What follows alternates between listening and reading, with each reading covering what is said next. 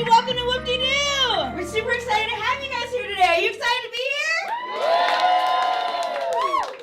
Hi, my name is Jaimie, and I'm a co-director of Whoop Dee Doo.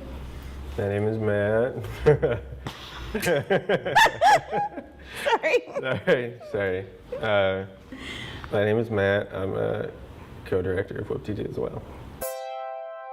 Whoop Dee Doo started back in 2006 in Kansas City, Missouri. Welcome to Whoop Dee Doo. It's a fake TV show that we're doing. You know, it's this kids variety show that travels. We're excited tonight to present to you some of your favorite local performers. We actually film it, but we don't use the footage for a TV show. It's just kind of documented, and the cameras are kind of props. I think it came out of a need living in a smaller city. You sort of make your own entertainment there. I was also, in the 80s, exposed to a lot of amazing public access television and regular television, like Pee-wee's Playhouse. The Dirty Diaper Eater. Double Dare, like getting really gross. Oh no! I was fascinated by weird local stuff. Like there was a horror host named Sven Gulli. I was also really into SCTV and the Marx Brothers. Carol Burnett show, like weird variety shows. Just over-the-top sets and props and costumes. So I'm Jaimie, and this is my buddy Matt. Hello. The characters sort of are extensions of our personalities. Like Matt's this tired, apathetic werewolf. It's like an exaggerated Just like version. the more depressed version of me or something on stage. We are so excited to be in Portland, Oregon today. And Jaimie is usually junk food, and You can say annoying, it's fine. that's you putting words in my mouth that I wasn't even going to say. That's your own weird thing. Upbeat, keeps things moving, fun. Okay.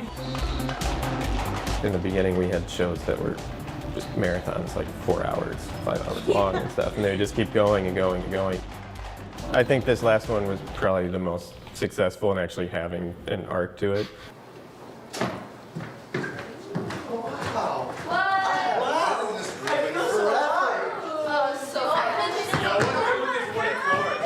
I want to guarantee you that we're going to make this space unrecognizable. We're going to be here night and day, totally changing the space. It's going to be amazing. We can use that window for something. I know. So right now we're working with about 16 high school students from the Urban Youth Theater Ensemble. We've kind of been brought in to show them like different sides of production, like the creation of a set and lighting and putting the whole order of a show together and coming up with the concepts with them. Oh my God, mayonnaise. Oh yeah, I'll set up some hot glue for you. I need paper. What do you think? Yeah. The theme is spring. Selfie. It's an abominable thought, and thought is THAWT. I'm glad you decided to go with teeth. It looks good. Yeah. Basically, the show will start off, it'll be winter, so there'll be sort of frozen, wintry vibed performances. And then about halfway through in an intermission, there'll be like a giant thaw. So like the whole space will change, and it's really kind of springy, fun, like really kind of high energy, really colorful. Yes! Santa on vacation wearing a tank top, some shorts, and some flip-flops. And just like walk out with like a big bag. Yes, spring Santa. I thought that sort of the approach that they take in comedy improv was really applicable to us. All that came out of improv games for kids during the New Deal era. It was methods for getting like new immigrant kids to come out of their shells. Make it look like a tree. Yes. And like a little hole so like people can go inside the trees and drink. That's awesome. That philosophy where there's always kind of the agreeing with what someone has done and going forward with it. We'll have 10 days total to kind of totally transform this space. We're showing them ways to make stuff that looks cool out of materials that you can find for really cheap or for free. Our base materials are like cardboard, newspaper, and painter's plastic. I loved that stuff where it looked like it was made in someone's basement. What kind of junk food do you want to be? Me? Yeah. I don't know. I feel like I could be anything like just that would be funny. Like a donut, like Oh, with donut sprinkles. could be cool. A giant soda can or one of those like fountain cups with like a straw coming out would be cool. Yeah, like that. That's exciting. This side over here, just kind of slant. Yeah, we'll just fill it in with something else. It'll just look like icicles, kind of, you know? Over the past 9 years, there's probably been like a couple hundred artists who have helped over all of these different shows.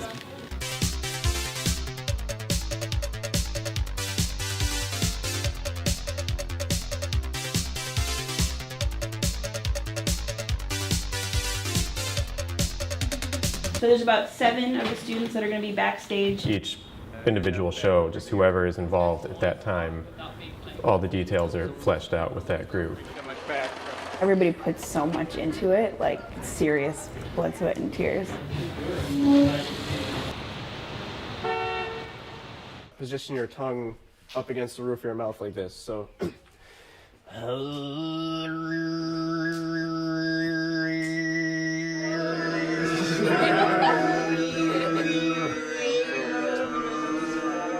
We're thinking of building 2 trees on either side of the room.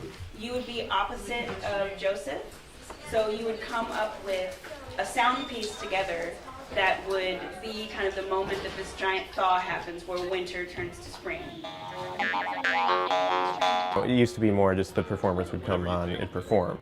But over the years, it's evolved to much more of a collaborative process. It can lead to these really sort of magical experiences.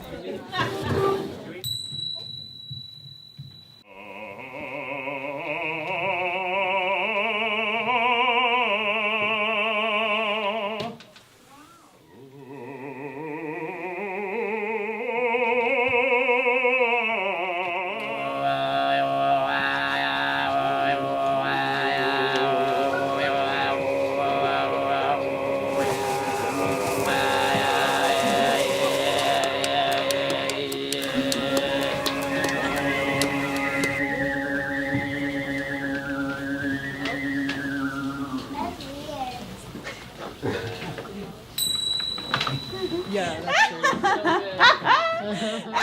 It's so good when you're smiling.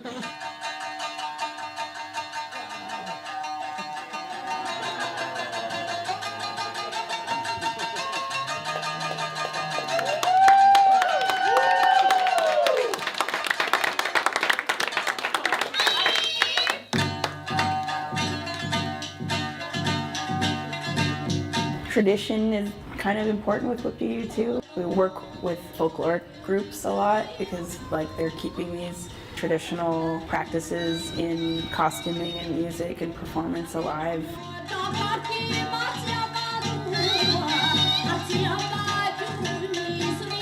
If you guys can turn your attention to the back of the room, we're going to check in with our friends, the Abominable Snowmen. Yeah! Woo! Hi guys! So I'm gonna need a volunteer. Any volunteers? You're gonna put your hand in this filthy, dirty water. And when you find the key, you win a prize. Yeah. To me, a big goal is just to create like really successful and meaningful community art. They're just all coming in and having this surreal experience together.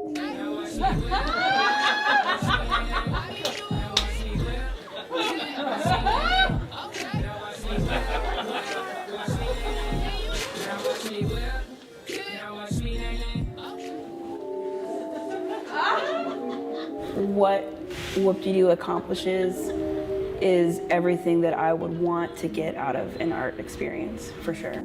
You're sucking out all their brain power. Yeah. I've had exhibitions of my own, and the feeling of accomplishment pales in comparison. Yeah, and you do that. Big movements, yeah. It's the main source of my life for personal growth. I get more out of this project than I do out of any job I've ever had or any other project I've worked on. So I can't even picture not doing it at this point. I feel like I would just shut down. Yeah. Could possibly be viewed as more practical or something for us to do workshops in a way that don't involve doing this giant crazy show. But I think we're not art educators, we're not teachers. For us, this is the most complete experience we could give to those kids. We come into their lives and have this really impractical, weird experience, and then we leave. They can really see in like a 2-week period how they had this idea on day 1. They worked with us every day, and they see this giant, insane idea like come to fruition in front of their eyes. Come on, everybody! 1, 2, 3, let's do it! Amazing show! All right, you guys ready to end the show like we always do? All right, let's dance, everybody, yeah? The fact that we're only doing it the one day makes it that much more important. You just kind of crumple it up into a ball the next day, and it's like it never happened, and you're in this room and you can't believe that this was where this took place, because it was like so stressful and beautiful. They're all gonna have this bizarre memory. It'll be like 20 years from now where they'll be like, what was that? And it'll like mess with them. I don't know, I have some of those too, and I feel like those are important memories to have. Yeah, for sure. It's strange to have such an intense experience and then just it's over.